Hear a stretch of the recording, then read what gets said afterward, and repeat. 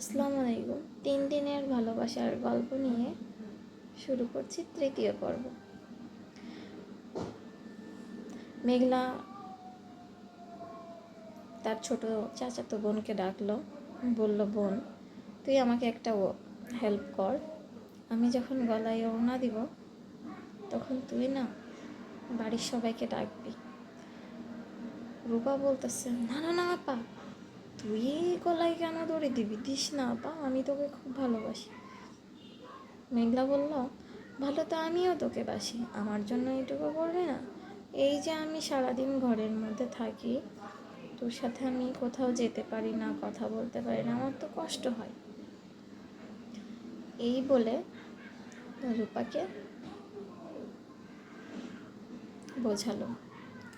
রূপা বলল, আচ্ছা ঠিক আছে আপা। যখন মেঘলা গলায় রশি দিচ্ছে তখন বাড়ির সবাইকে ডাকলো এবং ঘরের তালাটা খুলে দিল। তারপরে মেঘলা বের হয়ে আসলো, কান্নাকাটি করতেছে সবাই। বাবা মা বলতেছে, বাবা মাকে মেঘলা বলল যে আমি কখনো আর ওই ছেলের কাছে যাব না, আমাকে প্লিজ ঘরে আটকে রেখো না, আমি আসলে ভুল করছি, আমাকে ক্ষমা করে দাও বাবা। মেঘলার বাবা তো ভীষণ খুশি, আমার মেয়ে ওই ছেলেটাকে আর চায় না এই ভেবে। মেঘলার মাও খুশি, এই জন্য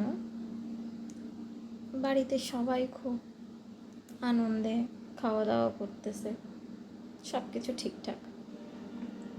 পরের দিন সকালবেলা মাকে বলতেছে, মা আমার পছন্দের একটা খাবার বানিয়ে দিবা আমাকে? তো বলতেছে, হ্যাঁ, আমার পছন্দের